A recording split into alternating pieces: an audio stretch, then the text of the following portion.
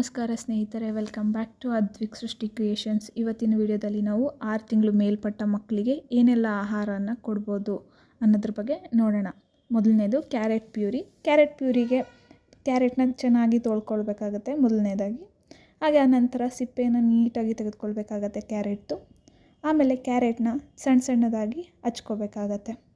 ಆಮೇಲೆ ಅದನ್ನು 10 ರಿಂದ 15 ನಿಮಿಷ ಅಷ್ಟು ಸ್ಟೀಮ್ ಮಾಡ್ಕೊಳ್ಬೇಕಾಗತ್ತೆ. ಚೆನ್ನಾಗಿ ಬೆಂದ ನಂತರ ಮತ್ತು ತಣ್ಣಗಾದ ನಂತರ ಅದಕ್ಕೆ ಸ್ವಲ್ಪ ಕುದಿಸಿ ತಣ್ಣಗಾದ ನೀರು ಅಥವಾ ಬ್ರೆಸ್ಟ್ ಮಿಲ್ಕ್ ಅಥವಾ ಫಾರ್ಮುಲಾ ಸೇರಿಸಿ ಬ್ಲೆಂಡ್ ಮಾಡಿ. ಈಗ ನಿಮ್ಮ ಕ್ಯಾರೆಟ್ ಪ್ಯೂರಿ ಸಿದ್ಧವಾಗಿದೆ. ಇದರಲ್ಲಿ ವಿಟಮಿನ್ ಎ ರಿಚ್ ಆಗಿರುತ್ತೆ. ಹಾಗೆ ಇದು ಇಮ್ಯುನಿಟಿನ ಬೂಸ್ಟ್ ಮಾಡೋದಕ್ಕೆ ಹೆಲ್ಪ್ ಮಾಡುತ್ತೆ. ಇದು ಕಣ್ಣಿನ ಆರೋಗ್ಯಕ್ಕೆ ಕೂಡ ತುಂಬಾ ಒಳ್ಳೆಯದು. ಇದು ಈಸಿಯಾಗಿ ಕೂಡ ಡೈಜೆಸ್ಟ್ ಆಗುತ್ತೆ.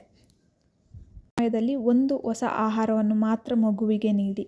ಮತ್ತೊಂದು ಹೊಸ ಆಹಾರವನ್ನು ಪರಿಚಯಿಸುವ ಮೊದಲು 3 ದಿನ ಕಾಯಿರಿ.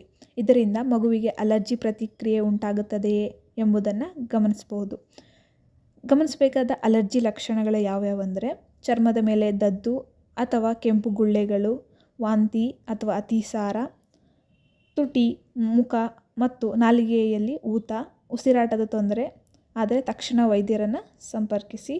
3 ದಿನಗಳವರೆಗೆ ಯಾವುದೇ ಅಲರ್ಜಿ ಲಕ್ಷಣಗಳು ಕಾಣಿಸದಿದ್ದರೆ ನಂತರ ಮುಂದಿನ ಹೊಸ ಆಹಾರವನ್ನು ಪರಿಚಯಿಸೋದು ಉತ್ತಮ. ನಮ್ಮ ಎರಡನೇ ಆಹಾರದ ಬಗ್ಗೆ ನೋಡೋಣ. ಅದೇ ಬೀಟ್ರೂಟ್ ಪ್ಯೂರಿ. ಬೀಟ್ರೂಟ್ನ ನಾವು ಚೆನ್ನಾಗಿ ತೊಳೆದುಕೊಳ್ಬೇಕಾಗತ್ತೆ ಮೊದಲನೇದಾಗಿ. ಮತ್ತು ಸಿಪ್ಪೆಯನ್ನು ನೀಟಾಗಿ ತೆಕ್ಕೊಳ್ಬೇಕಾಗತ್ತೆ. ಈಗ ನಾವು ಸಣ್ಣ ಸಣ್ಣ ತುಂಡುಗಳಾಗಿ ಬೀಟ್ರೂಟ್ನ ಕತ್ತರಿಸ್ಕೊಳ್ಳೋಣ. ನಂತರ 15 ರಿಂದ 20 ನಿಮಿಷಗಳು ಚೆನ್ನಾಗಿ ನಾವು ಸ್ಟೀಮ್ ಮಾಡ್ಕೊಳ್ಳೋಣ. ಅದಾದಮೇಲೆ ಸ್ವಲ್ಪ ಕುದಿಸಿದ ನೀರು ತಣ್ಣಗಾದ ಮೇಲೆ ಅಥವಾ ಬ್ರೆಸ್ಟ್ ಮಿಲ್ಕ್ ಅಥವಾ ಫಾರ್ಮುಲಾನ ಸೇರಿಸಿ ಬ್ಲೆಂಡ್ ಮಾಡ್ಕೊಳ್ಬೇಕಾಗತ್ತೆ. ಈಗ ನಿಮ್ಮ ಬೀಟ್ರೂಟ್ ಪ್ಯೂರಿ ರೆಡಿಯಾಗಿದೆ. ಇದರಲ್ಲಿ ಐರನ್ ರಿಚ್ ಆಗಿರುತ್ತೆ. ಇದು ಇಮ್ಯುನಿಟಿನ ಬೂಸ್ಟ್ ಮಾಡುತ್ತೆ ಮತ್ತು ಇದು ಬ್ರೈನ್ ಹೆಲ್ತ್ ಮತ್ತು ಗ್ರೋತ್ಗೆ ಸಪೋರ್ಟ್ ಮಾಡುತ್ತೆ. ಇದರಲ್ಲಿ ಗುಡ್ ಡೈಜೆಷನ್ ಪವರ್ ಕೂಡ ಇರುತ್ತೆ. ಈಗ ನಾವು ನೆನಪಿಟ್ಕೊಳ್ಬೇಕಾಗಿರೋದೇನೆಂದರೆ ಒಂದೇ ಸಮಯದಲ್ಲಿ ಒಂದು ಹೊಸ ಆಹಾರವನ್ನು ಮಾತ್ರ ಮಗುವಿಗೆ ನೀಡಬೇಕಾಗತ್ತೆ.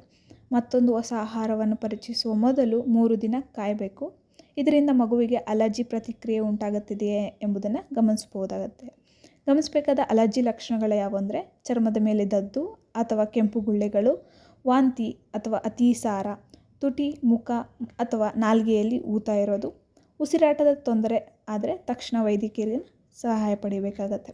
3 ದಿನಗಳವರೆಗೆ ಯಾವುದೇ ಅಲರ್ಜಿ ಲಕ್ಷಣಗಳು ಕಾಣಿಸ್ತಿದ್ರೆ ನಂತರ ಮುಂದಿನ ಹೊಸ ಆಹಾರವನ್ನು ಪರಿಚಯಿಸಬಹುದು. ಈಗ ನಾವು ನಮ್ಮ 3ನೇ ಆಹಾರದ ಬಗ್ಗೆ ನೋಡೋಣ. ಅದೇ ಪಂಪ್ಕಿನ್ ಪ್ಯೂರಿ. ಮೊದಲನೇದಾಗಿ ನಾವು ಕುಂಬಳಕಾಯಿನ ಚೆನ್ನಾಗಿ ತೊಳ್ಕೊಳ್ಬೇಕಾಗತ್ತೆ. ಅದಾದ ನಂತರ ಸಿಪ್ಪೆ ಮತ್ತು ಬೀಜವನ್ನು ತೆಗೆದು ಹಾಕಬೇಕಾಗತ್ತೆ. ಮತ್ತು ಕುಂಬಳಕಾಯಿನ ನಾವು ಸಣ್ಣ ಸಣ್ಣದಾಗಿ ಕತ್ತರಿಸ್ಕೊಳ್ಬೇಕಾಗತ್ತೆ.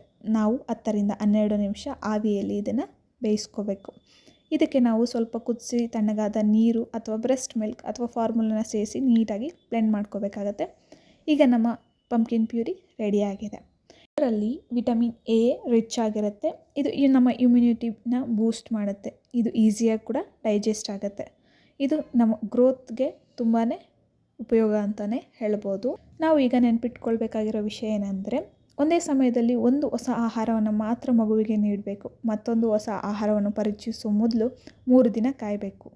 ಇದರಿಂದ ಮಗುವಿಗೆ ಅಲರ್ಜಿ ಪ್ರತಿಕ್ರಿಯೆ ಉಂಟಾಗುತ್ತಿದೆಯೇ ಎಂಬುದನ್ನು ಗಮನಿಸಬೇಕಾದ ಅಲರ್ಜಿ ಲಕ್ಷಣಗಳು ಯಾವ್ಯಾವಂದರೆ ಚರ್ಮದ ಮೇಲೆ ದದ್ದು ಅಥವಾ ಕೆಂಪು ಗುಳ್ಳೆಗಳು, ವಾಂತಿ ಅಥವಾ ಅತಿಸಾರ, ತುಟಿ, ಮುಖ ಅಥವಾ ನಾಲಿಗೆಯಲ್ಲಿ ಊತ, ಉಸಿರಾಟದ ತೊಂದರೆ ಕಂಡ್ರೆ ತಕ್ಷಣ ವೈದ್ಯಕೀಯ ಸಹಾಯನ ಪಡಿಬೇಕು. ನಾವು 3 ದಿನಗಳವರೆಗೆ ಯಾವುದೇ ಅಲರ್ಜಿ ಲಕ್ಷಣಗಳು ಕಾಣಿಸ್ತಿದ್ದರೆ ನಂತರ ಮುಂದಿನ ಹೊಸ ಆಹಾರವನ್ನು ಪರಿಚಯಿಸಬಹುದು.